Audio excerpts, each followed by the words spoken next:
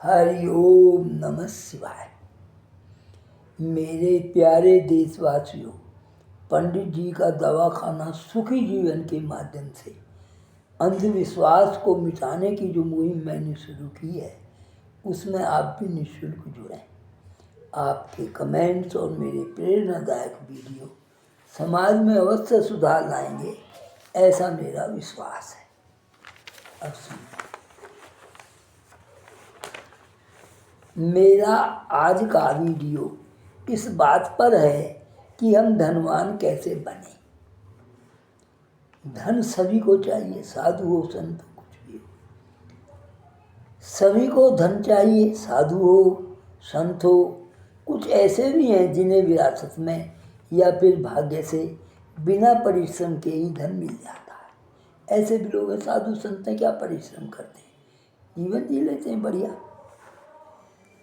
तो बाकी का क्या हो, धन तो बाकी को भी चाहिए, इनके अलावा भी। एक बात और मैं इसमें जोड़ दूँ, कई बार हमें ऐसा लगता है हमने परिश्रम तो बहुत किया, लेकिन जो हमें आना चाहिए उसका परिणाम थोड़ा आया, कम आया या आया ही नहीं। ये इसलिए होता है कि कई बार हम अनर्गल पैसा कमा लेते हैं रिश्वत से, तो वो पैसा हमने पहले ले लिया तो अब इधर से कम हो जाएगा। इसे आप ऐसे समझ सकते हैं कि जो आपका बर्तन है उसमें उतना ही सामान आएगा जितने किलो का हुआ है। अगर 2 किलो लीटर का है कोई भिगोना या कोई डोल, तो में 2 ही लीटर दूध आएगा। ज़्यादा डालेंगे तो बिखर जाएगा। यही आपके शरीर की बात। आपका जो धन संचित है वो, और जो अब आप परिश्रम से कमाएंगे वही आपके हक में रहेगा, वही आपको मिलेगा। बाकी धन आपका निरर्थक व्यर्थ, बीमारी में, चोरी में, आग लगने में, बह जाने में, आंधी तूफान आने में, मृत्यु में लग जाएगा। ये बात आप ध्यान रखें। वैसे भगवान को, पैसे को दूसरा भगवान भी कहा गया है। ये ना हो तो आदमी को भूखे भजन ना हो गोपाला। अब आप सुने धन कैसे आएगा। नंबर 1, धन कमाने के लिए बुद्धि की आवश्यकता होती है। ये तो आप जानते हैं, कोई कार्य करेंगे तभी तो उसके बदले में मिलेगा, और बदला जब ही होगा जब आप कुछ करेंगे। और करेंगे काहे से? बुद्धि से। अगर हमारी बुद्धि काम नहीं दे रही तो हम धन नहीं कमा सकते। और नशा दिमाग पर ही असर डालता है। नशा किसी भी प्रकार का ना करें। मैंने ये कहा है कि पैसा बुद्धि से, जब आप परिश्रम लगाएंगे शरीर की शक्ति लेकर बुद्धि के द्वारा, तो पैसा आएगा। लेकिन यदि आप नशा करते हैं तो आपकी बुद्धि भ्रमित रहेगी, काम नहीं करेगी। तो पहला पॉइंट ये है आपको धनवान होने के लिए कि आप घर में नशे को हटाएं। नंबर 2, गंदे तावीज, अंगूठी, लॉकेट, पूजा, कथा, गुरु धारण करना, सभी कुछ छोड़ दीजिए।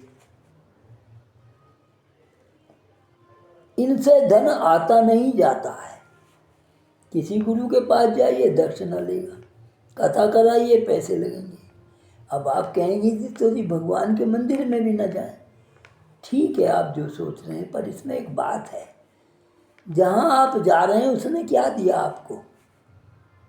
जिन्होंने आपको पाला पोसा, 20 साल तक टट्टी पेशाब खाए, वो भगवान जी तो घर में ही है। लेकिन हम उनको तो कभी भी इस प्रकार से नहीं पूछते जिस प्रकार से हम मंदिर में करते हैं। उसे रगड़ रगड़ कर धो रहे हैं। वो आस्था है आपकी, ये प्रत्यक्ष है। आस्था और प्रत्यक्ष में फर्क है। भगवान जी किसी को मिले हो तो बताइए। मेरा कहने का अर्थ ये न माने कि भगवान जी होते नहीं हैं। वो एक परम शक्ति है, पर अदृश्य है, सबके अंदर है। मैं जो बोल रहा हूँ, आप जो चल रहे हैं, ये वही है। तो उसे जाने की, अब ढूंढने की ज़रूरत नहीं है। नंबर 3, कोई भी बाबा, जैसे आपने देखा अभी 125 आदमी मारे गए, दुनिया भर के शिष्य बने पड़े। कोई हंस जी, कोई कंस जी, कोई इधर का, कोई उधर का, कोई रामपाल का, कोई श्यामपाल का, धनपाल का, बने पड़े। गुरु जी हैं जी, मिर्च 500 रुपये में ले रहे हैं, केला फेंक दिया उसे भाग भाग कर ले रहे हैं। प्रसाद है, धोखे में हैं आप। कोई भी बाबा, पंडित और मौलवी या फिर भगवान में देवी देवता आपको धन देगा? कभी सोचा है आपने?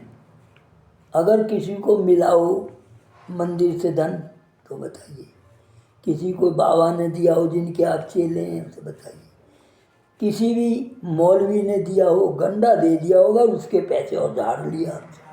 मेरा मकसद ये है, इसे समझने की कोशिश करें, गहराई में जाएं, शब्दों के अर्थ पे ना जा करके इसको महसूस करने की कोशिश करें। कभी सोचा है या किसी को पहले दिया हो? किसी अगर मंदिर से ही पैसा मिल जाता तो जो पुजारी है किस लिए वो मेहनत कर रहा हो, तो वहीं रहता था। तो निर्धन है, 5,000 10,000 रुपये तनख्वाह पे पेट भरा, इसका मतलब वहाँ से नहीं मिल रहा धन। ये समझ लो, प्रत्यक्ष देखो। आप इनमें आस्था जरूर रखें, मैं नहीं रोकता, मैं खुद आस्था रखता हूँ। आपके मन को जिस कार्य को करने से शांति मिले जरूर करें, दिखावा या ढोंग ना करें। मैंने शॉर्ट में इसलिए दिया है कि लंबा जो करता हूँ तो लोग इतना पढ़ते हैं उसे भूल जाते हैं, इसलिए मैंने बहुत छोटा करके दिया है। केवल आप इसे बार बार दोहराएंगे तो समझ में आ जाएगा। नंबर 4, घर में माता पिता, पत्नी, बच्चे सभी का उचित सम्मान करें। आज आप देख रहे हैं नारी की तो बुरी दशा है, गांव में तो, मेरे शहर में भी काफ़ी बुरी दशा है, रोज अखबार भरा पड़ा है। तो इनका सम्मान करें। ये सभी आपको भगवान ने आपके पूर्व जन्म के शुभ अशुभ कर्मों के फल के रूप में सौंपे हैं। ये वैसे ही नहीं आ गए, इनसे आपका कोई ना कोई संबंध है। वैसे ही आप कहीं पैदा हो नहीं हुए। सारे बिरला के, टाटा के, डालमिया के क्यों नहीं पैदा हुए? सारे मोदी जी के बाप के घर क्यों नहीं पैदा हुए? सारे प्रधानमंत्री बन जाना। ये बात समझ लो। जैसे आपके कर्म है वैसे ही आपको पत्नी, बेटा, पिता, माता, घर बार, वातावरण, भोजन ये मिला। शुभ व अशुभ कर्मों के फल के रूप में ये आपको सौंपे गए हैं। इन्हें ठुकराना भगवान का अपमान करना है। माँ बाप को, बच्चों को, पत्नी को, स्त्री को तो शुरू से ही लिखा हुआ शास्त्रों में भी ये सम्मान की अधिकारी है, लेकिन अधिकार इसे आज तक किसी ने नहीं दिया। इस बात का ध्यान रहे कि इन लोगों को कभी भी अपना अपमानित ना किया जाए। नंबर 5, अपना कार्य जो भी आप जानते हैं। कई बार मैंने क्या देखा है, अरे ये नहीं, ये कर लूँगा। अरे आप उसे जानते भी हैं या नहीं? उसके मुताबिक पढ़े लिखे हैं भी या नहीं? उस काम की या उस नौकरी की शर्त पूरी करते भी हैं या नहीं? वैसे ही बस ये कर लूँगा, वो कर लूँगा, ऐसे नहीं होता।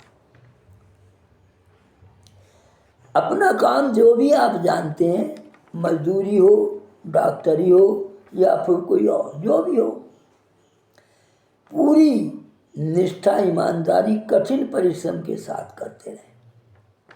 आप भी जानते हैं किसान भी खेत में अन्न डालता है तो घर से डालता है पहले, और उसके बाद वो भी इंतज़ार करता है महीनों, फिर पानी भी देता है, घास भी निकालता है, फिर काटता है, फिर उसको और करके तब उसे अनाज मिलता है। ऐसे ही आप जो भी परिश्रम जानते हैं उस परिश्रम को करें और उस पर विश्वास रखें, जल्दबाजी ना दिखाएं। समय एक दिन सभी का बदलता है, ये विश्वास रखें। आपका भी बदल जाएगा। यदि आपके धन नहीं है तो आपका भी बदलेगा, धन मिल जाएगा। विश्वास रखें, आपका भी जरूर बदलेगा और धन की वर्षा होगी।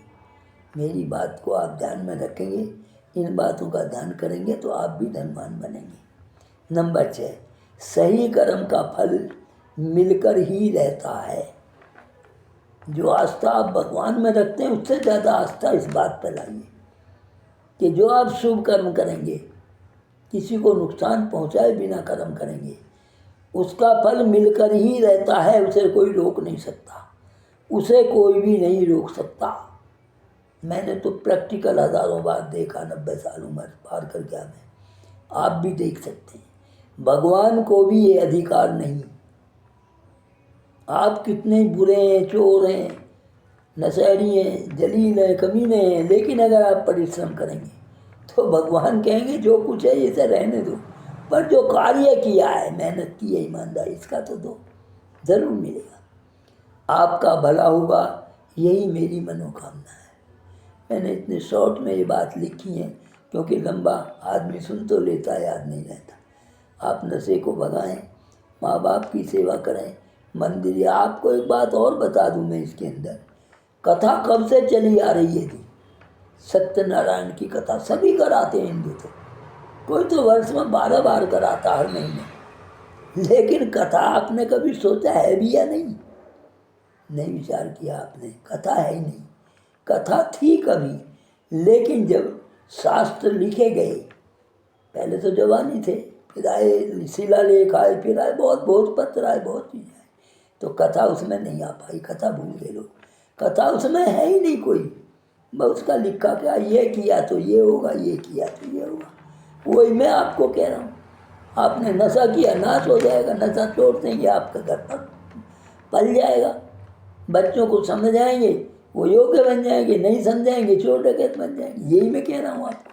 तो कथा है ही नहीं उसमें, जो आप लाखों रुपए जैसा मनुष्य होता खर्च करता है, उसका कोई लाभ नहीं हुआ।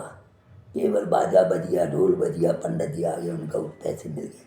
कथा नहीं है, बस एक विश्वास है। धन्यवाद, नमस्ते। अगर आपको मेरे विचार अच्छे लगे हों तो सब्सक्राइब भी करें, लाइक भी करें और कमेंट जरूर दें। हो सकता है मैंने कोई ऐसी चीज़ बोल दी हो जो शास्त्र के विपरीत हो या किसी धर्म के विपरीत हो। वैसे तो मैं बहुत ध्यान रखता हूँ, ऐसा होने ही नहीं देता, फिर भी मैं अपने को पूर्ण नहीं मानता, मैं भी अपूर्ण हूँ सबकी तरह। इस पर ध्यान दें और मेरी इस काम में कमेंट देकर मेरी मदद करें। धन्यवाद।